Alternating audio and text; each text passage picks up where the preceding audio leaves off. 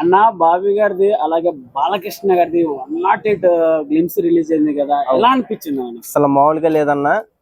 అసలు ప్రతి ఒక్కరు కూడా జై బాలయ్య అంటారు. ఎందుకంటే మ్యాన్సన్ హౌస్ అంటే గుర్తొచ్చేది బాలయ్య గారు.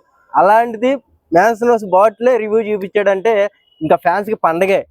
ఇంకా మొత్తం ఇంకా మ్యాన్సన్ హౌస్ తాగా సినిమాకి వెళ్తారన్నమాట. అసలు ఒక్కొక్క విజువల్ ఉందన్న, అసలు మౌలిక కాదు. బాలయ్య బాబు కుర్రోళ్ళలా చూపించారు. దాంట్లో ముసలోళ్ళు అంటే ఇంకా రాటి దింపటమే. అసలు ఆ స్టిల్స్ ఉన్నాయన్న, నిజంగా మైండ్ బ్లోయింగ్. బాబీ గారి డైరెక్షన్ చంపేశారన్న. నిజంగా బాలయ్య బాబు గారిని ఈ రకంగా స్క్రీన్ మీద మళ్ళీ మనం చూస్తామని నేను ఎక్స్పెక్ట్ చేయలే. కానీ అబ్బో భయంకరం అన్న.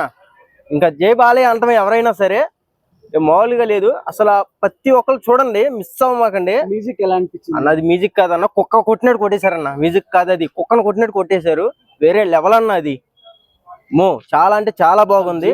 దిగుతా ఉంటే అదేదో పట్టుకొని వచ్చి, అవును, సూట్ కేసు ఒకటి పట్టుకొని జీప్ నుంచి దిగి ఆ అట్రాక్షన్, ఆ కాలు ఇలా పెట్టి ఆ మంటల్లో నుంచి, అబ్బా అట్రాక్షన్ షాప్ మామూలుగా లేదు. మైండ్ బ్లోయింగ్ మాట. ప్రతి ఒక్కళ్ళు కూడా ఆ మూవీ ఫుల్ ఎంజాయ్ చేస్తారు. బాలయ్య బాబు ముసలోళ్ళు అంటే మళ్ళీ రాడి దింపటమే చెప్తున్నా కదా. ఎందుకంటే మంచి కుర్రోడు అయిపోయాడు ఈ సినిమాతో. వేరే లుకింగ్, అసలు ఆ ఫైట్ ఇలా లుక్ వస్తుందని అసలు ఎక్స్పెక్ట్ చేయలా. ఎంత మేకప్ వేసినా ఏ చేసినా ఇప్పుడు ఒక ముసలోడికి కుర్రోడ్ లుక్ ఎలా వస్తుంది, అదంతా బాబీ గారి చేతిలో ఉంది కాబట్టి వేరే లెవెల్లో చూపించారు. మిస్ అవ్వకపోతే తొందరగా వెళ్ళిపోయి చూసేయండి. ఎలా ఉంది కదా మరి సినిమా, ఎలా ఉండవు ఇంకా వేరే లెవెల్ అన్న. బాలయ్య బాబు అంటే చెప్పక్కర్లా, కోతే అది ఒక రేంజ్ లో ఉంటది. ఎందుకంటే ప్రతి ఒక్కళ్ళు కూడా జై బాలయ్య అని కామెంట్ పెట్టండి. ఎందుకంటే ఆ రకంగా అందులో యాక్టింగ్ అంతా కూడా ఉంది.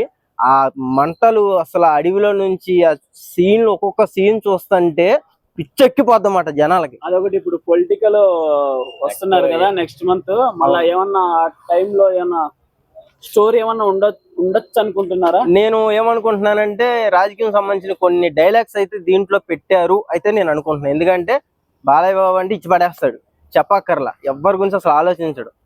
పిచ్చి అంటే పిచ్చి. ఇంకా డైలాగులు కంపల్సరీ పెట్టే ఉంటారు అని నేను అనుకుంటున్నాను. దీంట్లో ఒక డైలాగ్ ఉంది భయ్యా, మామూలుగా లేదు. నాకే వార్ డిక్లేర్ చేస్తారా మీరు అంటే సింహం, అబ్బా ఆ వైబ్రేషన్ ఉంటది భయ్యా ఆ డైలాగ్ తో. నిజంగా మొత్తం చెప్తే మీరు సినిమా చూడరు, అందుకే సింహం అన్న. సింహం తర్వాత ఏ డైలాగ్ కొట్టాడో కింద మీరు కామెంట్ చెయ్యండి. మీరు చేస్తేనే నాకు చూసినట్టు వీడియో. చివరి దాకా చూడండి, స్కిప్ చేయకుండా. ఇచ్చి పడేశాడు అంతే. బాబీ గారిది అలాగే బాలకృష్ణ గారిది 108 గ్లిమ్స్ రిలీజ్ అయింది కదా, ఎలా అనిపించింది అన్న? ఇప్పుడు కారులోంచి చూశాను, ఆ సూట్ కేసు తీసుకుని వెళ్తూ ఉంటారు. ఆ సూట్ కేసు కూడా కాస్ట్ ఒక డిఫరెంట్ గా ఉంది. ఆ సూట్ కేసుకు అందులో ఏమైనా బాంబులు ఏమైనా ఉన్నాయో, గన్ ఏమైనా AK-40 గన్ ఏమైనా ఉందో అనుకున్నారు. కానీ అందులో మాత్రం ఒక సింహం లాంటి ఒక బాటిల్ వచ్చింది. అదే బాటిల్ ఏంటి?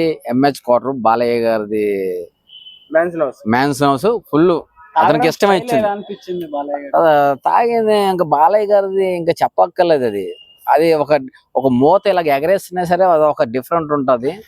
అది మా సిగరెట్ కూడా వెలిగించింది కూడా ఏది చుట్టగానే ఏదైనా అయినా సరే బాలయ్య బాబు కన్నా ఎవరు చేయలేరు. అది నేను చెప్తున్నది.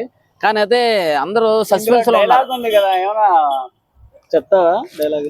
అందులో డైలాగ్ బాగుంది. అది కుక్కలు ఎన్నో మొరుగుతూ ఉంటాయి, బాలయ్య బాబు ఒకడే ఉంటాడు. అది అన్నగారి డైలాగ్ నేను వాడను, డిఫరెంట్ గా చేశాను. Different dialogue.